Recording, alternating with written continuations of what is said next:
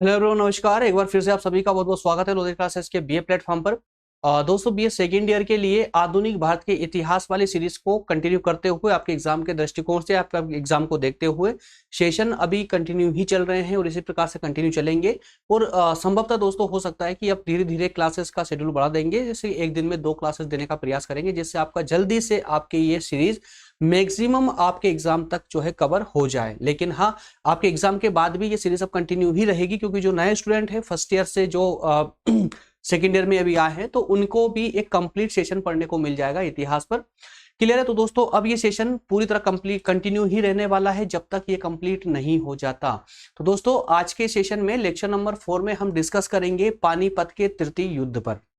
जी हाँ दोस्तों, देखिए आपके सिलेबस के अकॉर्डिंग अगर हम बात करें तो वैसे तो हमें पढ़ना था पानीपत का प्रथम और द्वितीय युद्ध भी पढ़ना था, बट आपके सिलेबस में पानीपत का तृतीय युद्ध दिया गया है, इसलिए हमें आउट ऑफ सिलेबस नहीं जाना है, सिलेबस के अंदर रहते हुए हमें स्टडी करना है टॉपिक वाइज टॉपिक। लेकिन जो अन्य स्टूडेंट हैं, जो प्रतियोगी परीक्षा वाले स्टूडेंट हैं, वो निराश ना हो, उनको प्रथम द्वितीय दोनों सेशन पहले इसको भी मैं आपको लोगों को प्रोवाइड करूंगा, लेकिन वो इस सीरीज के बाद में वो अन्य जगह पर, मतलब इसी प्लेटफॉर्म पर अन्य सीरीज में हम इसको कंप्लीट करेंगे। आधुनिक इतिहास को पूरे विस्तार से हम चर्चा इसकी भी करने वाले हैं। चलिए शुरू करते हैं अपना आज का सेशन। दोस्तों, शुरू करें उससे पहले जो नए स्टूडेंट हैं उन लोगों को बता दूं मैं कि अगर आपको हमारे सेशन, सभी सेशन जो हम पूरे विस्तार पूर्वक आपको लोगों के लिए लेकर आ रहे हैं बीए फर्स्ट, सेकंड और थर्ड ईयर के लिए, जिसमें पॉलिटिकल साइंस वगैरह सब कंप्लीट कर चुके हैं, वो सेशन अगर आपको नहीं मिल पा रहे हैं दोस्तों, तो जाइए प्लेलिस्ट पर। प्लेलिस्ट में सभी सेशन सब्जेक्ट वाइज दिए गए हैं, सभी सब्जेक्ट वाइज दिए गए हैं। बीए फर्स्ट ईयर के अलग, सेकंड ईयर के अलग, थर्ड ईयर के अलग।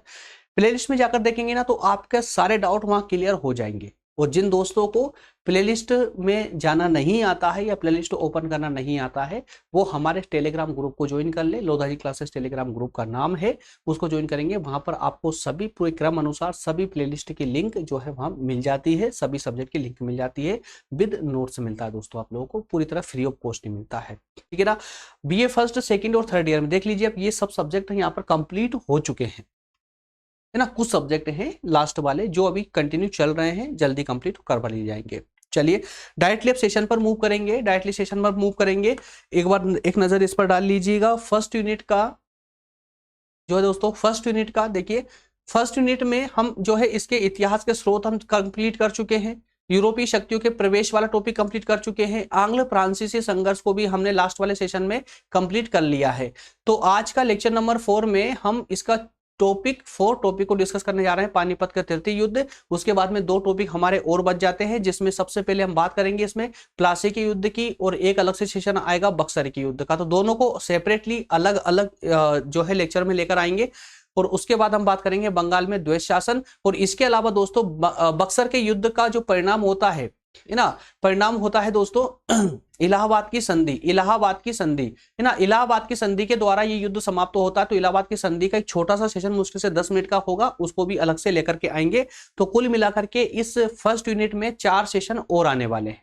क्लियर है? चलिए अब डिस्कस करते हैं कि आज के सेशन में हमें करना क्या क्या है, पढ़ना क्या क्या है कंप्लीटली। तो आज के इस पानीपत के तृतीय युद्ध के अंतर्गत हमें सबसे पहले हम देखेंगे इस युद्ध की व्याख्या, अर्थात कि पानीपत के तृतीय युद्ध के बारे में सामान्य जो तथ्य हैं उस पर हम चर्चा करेंगे।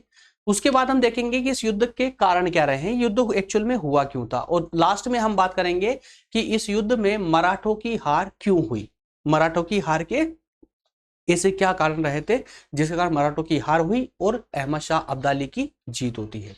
चलिए एक एक करके दोस्तों हम इस सभी बिंदुओं को, तीनों पॉइंटों को हम पूरे विस्तार समझने का प्रयास करते हैं। क्लियर है? चलिए दोस्तों, जैसा कि आप सभी जानते हैं कि पानीपत के तृतीय युद्ध की घटना को आज हम डिस्कस करने जा रहे हैं। तो इसका मतलब क्या हुआ, तृतीय युद्ध की बात अगर हम कर रहे हैं तो इसका मतलब ये कि दोस्तों इसका फर्स्ट मतलब प्रथम युद्ध भी हुआ होगा और द्वितीय युद्ध भी हुआ होगा, है ना। तो जैसा कि आप सभी जानते हैं कि इसका प्रथम युद्ध जो था दोस्तों पानीपत का अगर हम युद्ध की बात करें, एक सेकंड पेन लेते हैं। पानीपत की लड़ाई की अगर हम बात करें तो ये दोस्तों हरियाणा का एक छोटा सा गांव है जिसका नाम है पानीपत, ठीक है ना। पानीपत, इस हरियाणा के इस छोटे से गांव पानीपत, इस स्थान पर ही ये तीनों लड़ाइयां हुई थी, प्रथम, द्वितीय और तृतीय। तो प्रथम जो युद्ध था पानीपत का, ये प्रथम युद्ध दोस्तों ये हुआ था 1526 में बाबर और इब्राहिम लोदी के बीच में। 1526 में कब हुआ था? 1526 में बाबर, एक तरफ बाबर था और एक तरफ था इब्राहिम लोदी।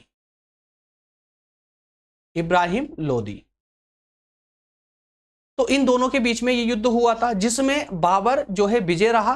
दूसरे युद्ध की बात करें, द्वितीय पानीपत का युद्ध, तो ये दोस्तों ये हुआ था 1556 में। 1556 में कब हुआ था? 1556 में, और ये हुआ था हेमू और अकबर के बीच में। कब हुआ था? हेमू और अकबर के बीच में, ठीक है ना, जिसमें अकबर विजय रहा था। क्लियर है? तो ये दो युद्ध, हालांकि इसके बारे में विस्तार से हम किसी दूसरे सेशन में पूरे डिस्कस करेंगे। पानीपत के तीनों युद्धों की एक साथ एक सेशन लेकर आऊंगा मैं, जिसमें प्रथम युद्ध भी डिस्कस करेंगे, सेकंड भी और थर्ड भी। लेकिन चूंकि अभी हमें आपके सिलेबस के अकॉर्डिंग आगे बढ़ना है, इस कारण से आज के सेशन में सिर्फ हम पानीपत का तृतीय युद्ध पर ही डिस्कस करेंगे। तो ये दो घटना पानीपत के मैदान में पहले हो चुकी थी। इसके बाद आज हम जो डिस्कस करने जा रहे हैं वो इसकी तीसरी घटना पर बात करने जा रहे हैं, ठीक है ना। चलिए, अब इससे अब तक ये जान तो चुके हैं आप लोग कि ये जो घटना हुई थी, ये जो तृतीय युद्ध की घटना हुई थी, ये भी हरियाणा के पास पानीपत के मैदान में हुई थी। क्लियर है? कब हुई थी दोस्तों? तो ये हुई थी 1761 में। कब हुई थी? 1761 में। एक्चुअल में मामला कुछ ऐसा था, किस किस के बीच में? अहमद शाह अब्दाली और मराठों के बीच में ये घटना घटित हुई थी, या कहें कि ये युद्ध हुआ था। अहमद शाह अब्दाली अफगान का रहने वाला था, जिसने भारत में मराठा साम्राज्य के विरुद्ध भारत पर आक्रमण किया था। और इस आक्रमण में ऐसा नहीं है कि ये अकेला आया और इसने मराठों को पराजित किया, बल्कि इस अहमद शाह अब्दाली का कई अन्य शासकों ने इसका पूरा साथ दिया था। और यहां तक कि कुछ भारतीय शासक ही ऐसे थे, कुछ नवाब ऐसे थे, जिन्होंने अब्दाली को आमंत्रित किया था भारत पर आक्रमण करने के लिए, भारतीय शासकों ने ही, है ना। तो इस कारण से अब्दाली और भी कुछ कारण रहे हैं, जो हम कारण वाले इस पूरे पार्ट में देखेंगे कि किस कारण से अब्दाली आया था भारत और आकर के इसने आक्रमण किया था भारत पर। तो इस पूरे क्रम में जो है अब्दाली ने मराठा साम्राज्य के विरुद्ध युद्ध छेड़ा और अंतिम रूप से ये विजय भी हुआ। किस प्रकार से हुआ था, ये सारी कहानी हम घटना जानेंगे, ठीक है। तो ये जो अब्दाली और मराठों के बीच में जो युद्ध हुआ था 1761 में, इसी युद्ध को पानीपत का तीसरे युद्ध के नाम से जाना जाता है दोस्तों।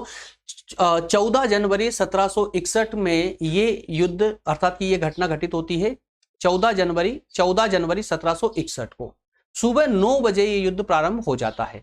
लेकिन ये जो युद्ध होता है ना, आप याद रखेंगे 3 चरणों में होता है। ये युद्ध 3 चरणों में होता है, एक चरण में बल्कि 3 चरण में ये युद्ध समाप्त होता है।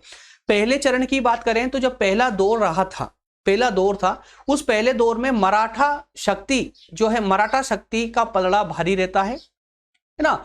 मराठा शक्ति का पलड़ा भारी रहता है। हालांकि ये सारी जो कहानी रही ना तीनों चरणों की, ये सब एक रणनीति थी। किसकी? अहमद शाह अब्दाली की। क्यों? क्योंकि अहमद शाह अब्दाली पहले कई सारे युद्ध लड़ चुका था, लेकिन मराठों की ओर से सदाशिवराव भाऊ युद्ध लड़ने के लिए आए थे और वो एक नए लड़ाकू थे, नए सेनापति थे। इनको मराठा की ओर से जो भाऊ आए थे, उनको युद्ध का ज्यादा अनुभव नहीं था। वीर थे, सब कुछ था, लेकिन इतना अनुभव नहीं था। और यहां पर अब्दाली का अनुभव इस युद्ध में काम आया। इसी कारण से इसने पहले चरण में अब्दाली शांत रहा और इसी कारण से मराठा शक्ति, या कहें कि मराठा जो सेना थी, वो इन पर भारी रही। किस पर? अब्दाली पर।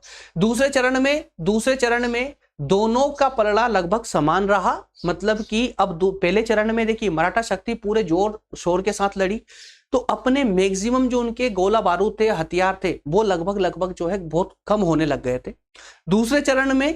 दूसरे चरण में दोनों समान रूप से लड़ते रहे, लेकिन तीसरे चरण तक आते आते मराठाओं के जो हथियार थे वो लगभग समाप्त हो चुके थे और उसी का फायदा फिर उसने अब्दाली ने उठाया। और इस प्रकार से तीसरे चरण में मराठाओं का प्रहार पूरी तरह से क्षीण हो जाता है और अंत में वो परास्त हो जाते हैं। तो ये 3 चरण रहते हैं, याद रखिएगा। पहले चरण में मराठा उत्कर्ष पर रहते हैं, मतलब मराठाओं का पलड़ा भारी रहता है। दूसरे चरण में आते आते मराठाओं की कुछ शक्ति क्षीण हो जाती, कम हो जाती, जिस कारण से वो दोनों का पलड़ा भारी बराबर रहता है। और तीसरे चरण में मराठा परास्त हो जाते हैं। क्लियर है? तो पानीपत के इस युद्ध में बहुत ज्यादा नरसंहार हुआ था। लगभग 30,000 सैनिक मराठाओं के मारे गए थे और 20,000 सैनिक लगभग अब्दाली के मारे गए थे इस युद्ध में। ये युद्ध जीतने के बाद में अब्दाली अगले ही दिन पानीपत नगर की ओर बढ़ चला, जहां पर मराठाओं के कैंप लगे हुए थे, जो मराठाओं के शिविर थे। तो उस पूरे नगर में अच्छे खासे से खूब अच्छे से उसने लूटमार की, कत्लेआम किया, जो लोग सामने सबको मारा, उसने सबको काटा, कत्लेआम किया। कत्लेआम करके मराठा शिविरों की पर लूट की। इस पूरी लूट में इसको काफी सारा सामान मिला, अर्थात कि लगभग 1 लाख भारवाहक जो पशु हुआ करते थे, जो सामान को ले जाया करते थे, 1 लाख वो पशु मिले, 3,000 ऊंट मिले, इसमें लगभग 300 हाथी इसको हाथ लगे, है ना, 300 हाथी इसको हाथ लगे। इन सब के अलावा गोले, बारूद, तोफ, ये सारी चीजें जो हथियार थे मराठाओं के, वो सब इसके हाथ लग चुके थे। तो इस प्रकार से दोस्तों ये युद्ध होता, ये सामान्य तथ्य था इस तीर से युद्ध के बारे में। क्लियर है। अब बात करते हैं कि युद्ध एक्चुअल में हुआ क्यों था, इस युद्ध के पीछे कारण क्या रहा था, विशेष कारण क्या था युद्ध के होने के। तो कारणों के अंतर्गत हम इसके 5 विशेष कारणों पर फोकस करेंगे। हालांकि जब आप पुस्तक पढ़ेंगे तो उसमें 2-3 कारण और एक्स्ट्रा मिल जाएंगे, लेकिन जो 5 विशेष कारण थे उस पर हम चर्चा करेंगे। सबसे पहला जो कारण था अहमद शाह अब्दाली के। अर्थ देखिए, कोई भी अगर कहीं किसी और पर अगर आक्रमण करना चाहेगा तो सबसे पहले उसको किस चीज की आवश्यकता होती है, वो आवश्यकता होती है कॉन्फिडेंस की। किसकी? कॉन्फिडेंस की, कि अपने ऊपर उसको विश्वास है कि नहीं। और वो विश्वास कहां से आता है? जब शत्रु राज्य के बारे में उसे पूरी जानकारी होती है, शत्रु राज्य की कमजोरी के बारे में उसको जानकारी होती है, तब उसमें कॉन्फिडेंस आता है। और यही कॉन्फिडेंस सबसे पहला कारण था अहमद शाह अब्दाली का मराठों के विरुद्ध आक्रमण करने का। क्यों? क्योंकि नादिर शाह ने जब आक्रमण किया था भारत पर, तो उस समय अब्दाली भी नादिर शाह के साथ आया था उसका सेनापति बनके। तो उस समय वो देख चुका था कि भारतीय जो राजा थे, भारतीय जो साम्राज्य रहा था, उसकी कमजोरी क्या है। एक तो ये रहा। दूसरा कारण रहा कि मुगल दरबार जो था उस समय, उसमें ही आंतरिक रूप से संघर्ष चल रहा था, तो उस आंतरिक संघर्ष का फायदा इसने उठाया। तीसरा कारण रहा, मुगल साम्राज्य का विघटन हो रहा था। मुगल साम्राज्य आंतरिक रूप से जब संघर्ष चल रहा था मुगल साम्राज्य में, तो उसमें मुगल साम्राज्य जब कहीं पर भी आंतरिक संघर्ष चलता है, जैसे मान लेते हैं कि अगर आपके परिवार की हम बात करें कि आपका परिवार एक जॉइंट फैमिली है, जॉइंट फैमिली में अब जितने भी लोग हैं वो सब एक दूसरे से अब कटने लगे हैं, एक दूसरे से वो सेटिस्फाई नहीं हो पा रहे, तो क्या होगा, एक आंतरिक रूप से एक संघर्ष प्रारंभ हो जाएगा, है ना।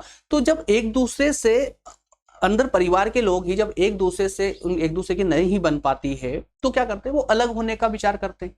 तो ये मुगल साम्राज्य में भी यही हो रहा था। उस समय आंतरिक संघर्ष चल रहा था, है ना। नवाब बनने के लिए या कहें कि मुगल सम्राट बनने के लिए कई प्रकार के संघर्ष आंतरिक रूप से चल रहे थे, कूटनीतियां हो रही थी, है ना, षड्यंत्र हो रहे थे। तो उसको लेकर के ही दोस्तों आंतरिक संघर्ष के कारण जहां जहां मुगल साम्राज्य फैला हुआ था, जहां पर ही मुगल साम्राज्य फैला था, तो वो प्रांत अब अपने आप में स्वतंत्र होने लगे थे, मुगल साम्राज्य को चुनौती देने लगे थे।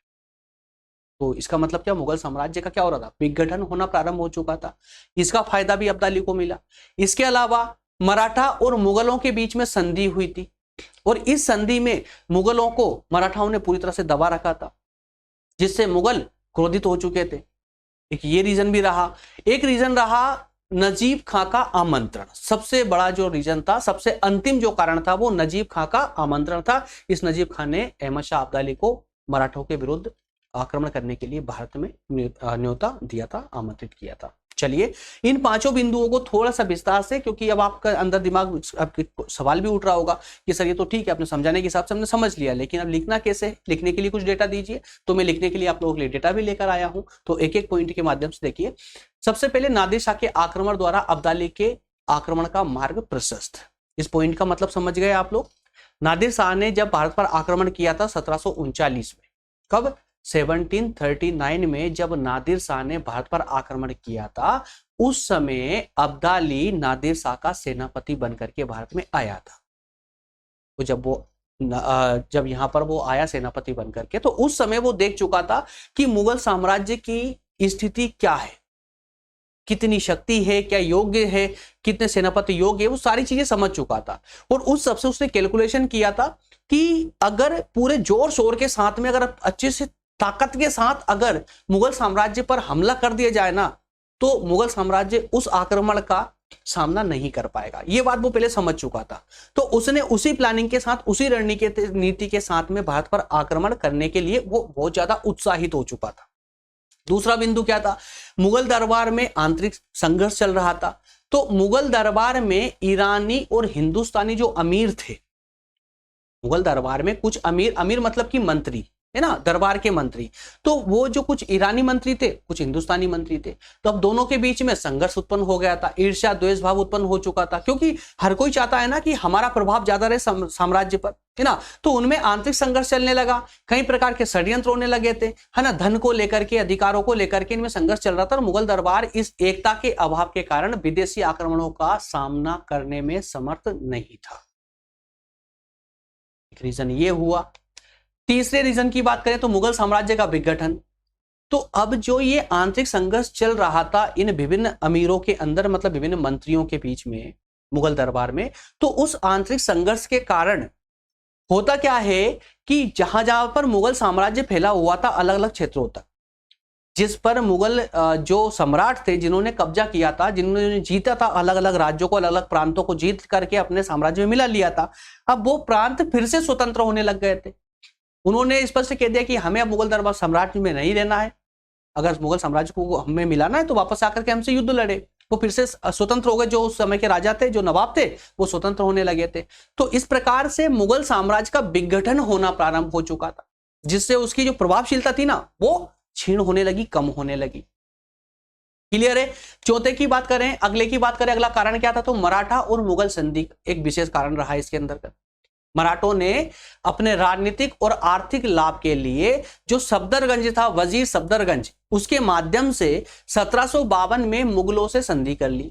आप सिंपल भाषा में इसको याद रख सकते हैं कि मराठों ने 1752 में मुगलों से एक संधि की, और इस संधि में मुगल वजीर का जो सैन्य बल था ना वो पूरी तरह समाप्त कर दिया गया, और उस मुगल वजीर का जो सुरक्षा का दायित्व था वो मराठों के कंधों पर आ पड़ा। अब समझिए ना कि अगर आप भी राजा हैं और एक अन्य राजा है, अगर आपको लोगों के बीच में संधि हो जाए और वो सामने वाला आपसे कह दे कि आप सेना नहीं रखेंगे, बल्कि आपकी जो सुरक्षा होगी ना, सुरक्षा का दायित्व हमारे ऊपर होगा, कोई और अगर आप पे आकर आक्रमण करेगा तो हम आपकी रक्षा करेंगे। तो इस प्रकार से जो मुगल वजीर था वो मराठों पर पूरी तरह निर्भर हो चुका था, और वो समझ चुका था कि उसकी शक्ति पूरी तरह क्षीण हो चुकी है। तो इससे अब्दाली मराठों के साथ ही मुगलों का भी विरोधी बन चुका था। समझिएगा नहीं, मराठों के विरुद्ध तो पहले से ही था, लेकिन अब मुगल भी इसके विरोधी बन चुके थे। क्लियर है। नेक्स्ट जो है नजीब खां का आमंत्रण। नजीब खां का आमंत्रण, तो ये नजीब खां था कहां, तो सहारनपुर का शासक था दोस्तों नजीब खां। कहां का, सहारनपुर का। तो उत्तर प्रदेश के जो दोआब क्षेत्र है उसमें वहां सहारनपुर का एक शासक था नजीब खां। वो मराठों का कट्टर विरोधी था। उसने मराठों को उत्तर भारत से खदेड़ने के लिए अब्दाली को आमंत्रित किया, और भारत में अब्दाली को मराठों के विरुद्ध विभिन्न रूप से सहायता भी उसने प्रदान की थी। ठीक है। इन सबके अलावा जो सबसे प्रमुख और सबसे स्ट्रॉन्ग कारण था अब्दाली को मजबूर कर देने वाला कि भारत पर आक्रमण या मराठों के विरुद्ध आक्रमण करने का, वो सबसे प्रमुख कारण दोस्तों रहा, इसका सबसे प्रमुख कारण जो रहा था वो तैमूर शाह और जहां खां, इनको परास्त करके पंजाब से भगा देने का रहा था। ये तैमूर शाह कौन था, ये अब्दाली का पुत्र था। जब अब्दाली आया था, अब्दाली ने पंजाब को जीत करके अपने पुत्र को यहां का सूबेदार बना करके चला गया था, है ना, और उसका सेनापति था जहां खां। तो इन दोनों को, इसके पुत्र और तैमूर खां और जहां खां, इन दोनों को परास्त करके मराठों ने पंजाब से भगा दिया था, और लाहौर और सरहिंद पर मराठों ने अपना अधिकार कर लिया। इस प्रकार से मराठों ने 1757 में अब्दाली के द्वारा दिल्ली और पंजाब में स्थापित उसकी जो सर्वोच्च सत्ता थी उसको उखाड़ फेंका। तो इन सब घटनाओं से अब्दाली जो है वो तिलमिला उठा और भारत पर आक्रमण करने के लिए मजबूर हो गए। ये विशेष कारण था। क्लियर है। तो ये सब कारण उत्तरदायी रहे थे अब्दाली और मराठों के बीच में संघर्ष उत्पन्न करने का, कहें कि तीसरे पानीपत के युद्ध के विशेष कारण रहे थे। आइए कुछ बात करते हैं कि अब चलिए युद्ध को समझ लिया हमने, इसके कारण भी समझ लिए हैं, तो यार अब इसमें हुआ क्या था, एक्चुअल में युद्ध में हुआ क्या था। तो उन युद्ध की घटनाओं पर चलिए थोड़ी एक छोटी सी चर्चा कर लेते हैं कि मराठा पराजय क्यों हुए, अब्दाली क्यों विजय हो पाया था, उसका रीजन भी दोस्तों हम कुछ 5 बिंदुओं के माध्यम समझेंगे। मराठों की सबसे पहला जो कारण था मराठों की हार का, वो था मराठाओं का सैन्य जो व्यवस्था थी वो दोषपूर्ण थी, उसमें कई सारे दोष थे मराठों की सेना में। तीसरा, दोषपूर्ण मराठाओं की राजनीति। तीसरा, अपर्याप्त सुरक्षा। चौथा, अब्दाली का श्रेष्ठ सेनापति होना। पांचवा, मुस्लिम अमीरों के अब्दाली की सहायता। ये 5 विशेष कारण रहे थे अब्दाली की जीत के। क्लियर है? इन पांचों को ही अब थोड़ा सा हम वही विस्तार से समझने का प्रयास करेंगे, इसी के साथ हमारा सेशन भी कंप्लीट हो जाएगा। चलिए एक एक करके इनको भी समझ लेते हैं। मराठों की दोषपूर्ण सैन्य व्यवस्था। शिवाजी के समय की अगर हम बात करें मराठा सेना की, तो उस समय जो सेना थी मराठों की वो एक सुसंगठित थी, शस्त्रों से लैस थी। लेकिन शिवाजी के बाद में मराठों की सेना में कई प्रकार के दोष समाहित हो चुके थे। देखिए, शिवाजी के समय मराठा सेना पूरी तरह प्रशिक्षित और शस्त्रों से लैस हुआ करती थी, परंतु आगे चलकर इस सेना का रूप बदल गया। अब मराठा सेना गैर मराठी और भाड़े के सैनिकों की भर्ती किए जाने लगे थे। अब देखिए, मराठा सेना में उस समय जब शिवाजी के समय में भाड़े की सेना नहीं बल्कि गैर मराठी सेना हुआ करती थी, लेकिन पूरी तरह प्रशिक्षित हुआ करती थी, लेकिन और संख्या में कम हुआ करती थी। लेकिन शिवाजी के बाद में भाड़े की सेना, क्योंकि इतना सारा खर्चा ना उठाने के कारण भाड़े की सेना को हायर करने लग गए थे ये लोग मराठे, है ना। गैर मराठी तो थे ही थे, साथ में भाड़े की सेना भी इसमें आने लग गई थी। देसी विदेशी सैनिकों के मिश्रण से ये संगठन अब ढीला पड़ने लगा था, क्योंकि जो मराठा सेना थी वो तो पूरे उत्साह से लड़ती थी, लेकिन जो भाड़े के सैनिक थे उनको सिर्फ युद्ध लड़ने से मतलब था, हार जीत से उन्हें क्या करना था, है ना। तो मराठा, और इसके अलावा कोई दोष और भी थे, जिसे मराठाओं की जो तोपें हुआ करती थी वो बहुत भारी हुआ करती थी। एक तोप को खींचने के लिए लगभग 200 बैलों की जरूरत पड़ती थी, इतनी भारी तोपें हुआ करती थी। तो आप सोचिए उसको एक स्थान से दूसरे स्थान पर ले जाने के लिए कितना समय लगेगा, कितना बल की आवश्यकता हो। इसके अलावा मराठाओं की जो सेना हुआ करती थी, इनका जो पहनावा था वो भी एकदम आम था, जैसे धोती कुर्ते पहनते थे, ये पगड़ी साफा ये सब। तो ये इसके कारण क्या है कि शारीरिक जो सुरक्षा का सवाल हमेशा उठा रहता था। शारीरिक सुरक्षा बिल्कुल इनकी हो नहीं पाती थी, है ना, एक आम ड्रेस के कारण। इसके अलावा मराठों की पराजय का एक अन्य कारण उनकी सेना में श्रेष्ठ और कुशल सेनापति का भी अभाव था, क्योंकि जब अब्दाली से युद्ध के लिए सदाशिव राव भेजे गए तो हालांकि वो वीर थे, योग्य थे, लेकिन उनको अनुभव नहीं था युद्ध लड़ने का, ज्यादा अनुभव नहीं थे। और इस अनुभव के कारण ही जो उसके सामने जो उसके प्रतिद्वंदी थे अब्दाली, उसको अच्छा खासा नॉलेज था, कई सारे युद्ध उन्होंने लड़े थे, तो उनको अनुभव था, है ना। तो ये अनुभव भी इनको मराठों को ले डूबा इस तीसरे युद्ध। चलिए अगला रीजन पता करते हैं कि जो अगली घटना रही वो दोस्तों की दोषपूर्ण मराठा राजनीति। तो मराठाओं की राजनीति में भी कुछ दोष समाहित थे। क्या दोष समाहित थे, देखिए। अब तक मराठाओं का पूरे भारत पर बहुत अच्छा प्रभाव स्थापित हो चुका था, लगभग सभी जगह उनका प्रभाव स्थापित हो चुका था।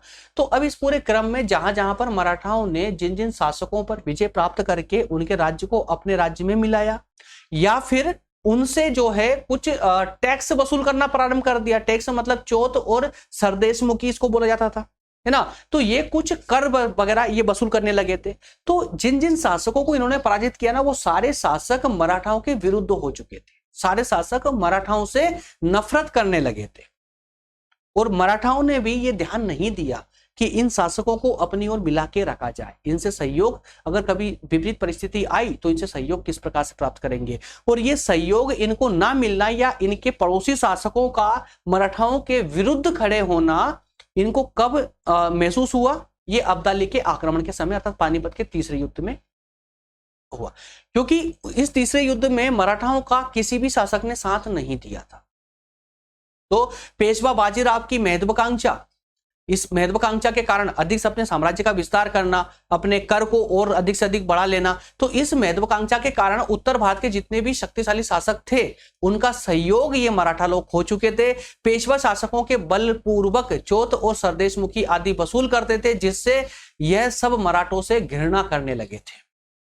और ये घृणा अंतिम रूप से पानीपत के तृतीय युद्ध में स्पष्ट रूप से नजर आई, जिसमें ये युद्ध को हारना पड़ा, हार का सामना करना पड़ा। संभवतः अगर भारतीय शासकों ने मराठों का साथ दिया होता तो अब्दाली इस युद्ध में जीत नहीं पाता। क्लियर है। नेक्स्ट इसमें देखेंगे हम अपर्याप्त सुरक्षा। तो सुरक्षा के दृष्टिकोण से भी देखा जाए तो मराठा सेना इतनी सुरक्षित नहीं थी। मराठों ने अपने प्रदेशों की सुरक्षा के लिए पर्याप्त सेना नहीं रखी थी, जिससे अब्दाली उन पर अधिकार करने में सफल रहा और आसानी से उस पर अधिकार कर पाया। मराठे जो है ये भूल 1751 से ही करते आ रहे थे, 1751 से ही, जिसका दुष्परिणाम पानीपत की हार के रूप में सामने आया। नेक्स्ट में बात करेंगे अब्दाली का श्रेष्ठ सेनापति होना। तो जैसा मैं आपको बता ही चुका हूं पहले भी कि मराठाओं की ओर से जो युद्ध लड़ने के लिए आते सदा सर्विराव भाऊ, उनको इतना अनुभव नहीं था, जबकि अब्दाली को अच्छा खासा अनुभव था। मतलब अब्दाली एक श्रेष्ठ सेनापति था। अब्दाली को कई देशों की रण प्रणालियों का और सैन्य संचालन का अनुभव था। पानीपत के रण क्षेत्र में भी उसकी व्यूह रचना श्रेष्ठ थी। उसने सैनिक दलों में पूर्ण सहयोग और समन्वय स्थापित किया, जिससे मराठा सैनिकों का डटकर उन्होंने सामना किया और युद्ध में विजय रहे। अंतिम रूप से मुस्लिम अमीरों को अब्दाली को सहायता। अब याद देखिए, अगर मराठों ने अपनी विजय के साथ में अगर जिन शासकों पर उन्होंने विजय प्राप्त की थी मराठों पर, उन शासकों को भी अगर अपने साथ रखा होता, उनका विश्वास जीता होता, तो संभवतः पानीपत के तृतीय युद्ध में इनको हार का मुंह नहीं देखना पड़ता और उनकी मनमानी कर वसूलने के कारण ही या मनमानी चौथ और सरदेशमुखी वसूलने के कारण ही जो शासक थे वो उनसे घृणा करने लगे थे और वो घृणा का परिणाम ही था कि उनके सभी शासक, उनके सभी सहयोगी उनसे टूटकर अलग हो चुके थे। अवध के सूबेदार शुजाउद्दौला, अफगान शासक नजीबुद्दौला या अन्य जो प्रतिभाशाली अमीर जो थे वो मराठों के विरुद्ध हो गए और अब्दाली से जाकर के मिल गए। उन्होंने युद्ध में सक्रिय भाग लिया। जो मराठों से दुखी थे, परेशान थे, उन्होंने अब्दाली के साथ मिलकर के प्रत्यक्ष रूप से युद्ध में साथ दिया अब्दाली का, है ना। और इस समय उत्तरी भारत के सभी मुसलमान शासक और अधिकारियों ने इस्लाम के नाम पर अब्दाली का साथ दिया था, क्योंकि जो अब्दाली आया था, अब्दाली एक मुस्लिम शासक था, तो भारत में भी जितने भी मुस्लिम शासक थे, मुस्लिम नवाब थे, उन्होंने भी खुलकर के प्रत्यक्ष रूप से अब्दाली का साथ दिया था। इस कारण से भारतीय मराठा पूरी तरह से पराजित होते हैं पानीपत की तृतीय युद्ध। ये कहानी रही दोस्तों पानीपत के तृतीय युद्ध की। क्लियर है। तो मैं उम्मीद करता हूं कि देखिए आपके सिलेबस के अकॉर्डिंग जितना हमें आवश्यक था डेटा और जितनी अंडरस्टैंडिंग आवश्यक थी, मैंने आपको पूरा क्लियर करने का प्रयास किया है। सिलेबस में इससे बाहर नहीं जाएगा। अब चाहे पानीपत के तीसरे युद्ध पर किसी भी प्रकार से प्रश्न आ जाए, कि कुछ भी उसमें पूछा जाए, परिणाम पूछे जाए या कारण पूछे जाए या कुछ भी आपसे इस टॉपिक के अंतर्गत पूछा जाएगा ना, अब आपको ज्यादा सोचने की आवश्यकता नहीं पड़ेगी एग्जाम में आंसर राइटिंग के समय में। क्लियर है। चलिए इसी प्रकार से इसी को क्रम रखते हुए नेक्स्ट जो हमारा सेशन होगा दोस्तों, वो नेक्स्ट सेशन होगा प्लासी और बक्सर का युद्ध। अभी ऊपर लाइन क्या लिखी हुई है कि बंगाल में ईस्ट इंडिया कंपनी की स्थापना, है ना। तो अभी तक देखिए जितने भी युद्ध अंग्रेजों ने लड़े थे भारतीय शासकों के विरुद्ध में या विभिन्न लोगों के बीच में या अन्य यूरोपीय कंपनियों के साथ में जो युद्ध लड़े गए थे, वो सब जो है व्यापारिक तौर पर चले आ रहे थे। लेकिन अंग्रेजों का वास्तविक जो पैर राजनीति में जमा या अंग्रेजी या ईस्ट इंडिया कंपनी का वास्तविक जो प्रवेश होता है भारतीय राजनीति में, वो इस प्लासी के युद्ध से माना जाता है। प्लासी के युद्ध से प्रवेश होता है और बक्सर का युद्ध उनको वास्तविक राजनीतिज्ञ बना देता है, अर्थात सम्राट बना देता है भारत का। तो ये दो युद्ध भारतीय राजनीति में सबसे ज्यादा इंपॉर्टेंट है, सबसे ज्यादा इंपॉर्टेंट है। ये दो ही युद्ध है। इन दो युद्धों की कहानी से ही भारत की दास्तां की कहानी प्रारंभ होती है, भारत की गुलामी की कहानी प्रारंभ होती है। किससे? प्लासी के और बक्सर के युद्ध से। इसलिए इन युद्धों को पूरे विस्तार से हम समझने का प्रयास करेंगे। मिलेंगे अगले सेशन में, ठीक है ना। और फिर से रिपीट कर रहा हूं, जिन दोस्तों को सेशन नहीं मिल पा रहे हैं वो इस टेलीग्राम ग्रुप को ज्वाइन कर ले। यहां पर सभी सेशन आपको पूरे विस्तार से मिल जाएंगे। चलिए मिलेंगे अगले सेशन में, तब तक आप सभी का बहुत बहुत धन्यवाद।